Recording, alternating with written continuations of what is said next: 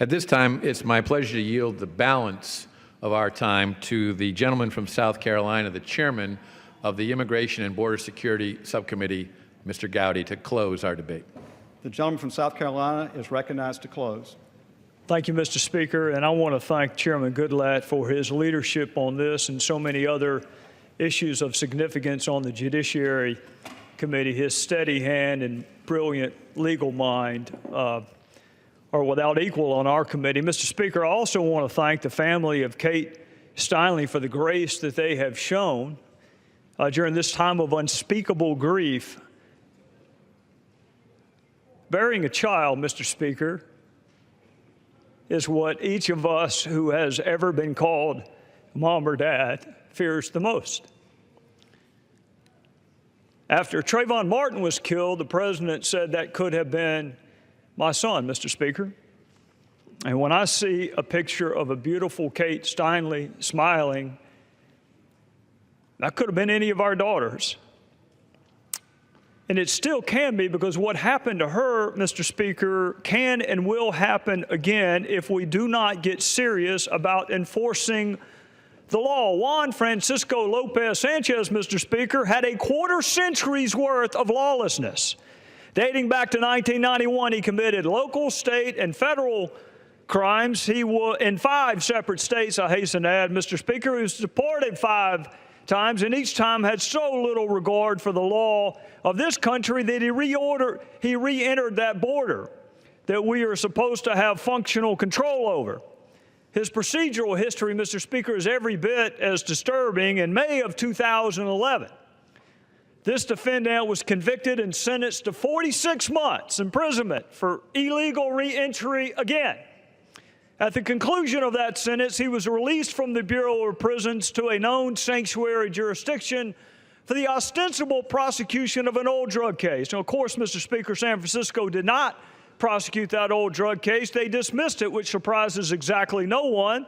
And then they released this defendant. They did not return him to the Bureau of Prisons. They did not return him to federal probation. They did not honor the detainer that had been placed by ICE. They released him, who was not supposed to be in the country in the first place, with this horrific criminal history. They released him so he would be free to walk around and shoot someone's daughter, which is exactly what he did. And, Mr. Speaker, we are given a litany of excuses. I've heard them this morning, Mr. Speaker, for policies like this. We're told that we need policies like the one in San Francisco so people will cooperate with law enforcement. I want you, Mr. Speaker, to consider just how utterly illogical that comment is. We need to release known criminals back into society so society will help us catch known criminals. How absurd is that? That we're going to release people that should be deported, that are recidivist felons, so other people will help us catch those who should be deported and are recidivist felons.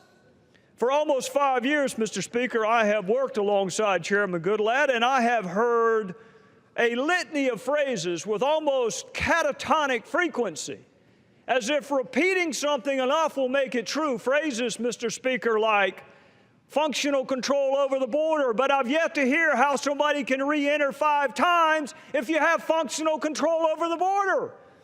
I've heard we need citizenship for 11 million undocumented aspiring Americans, as if 11 million of any category can pass a background check.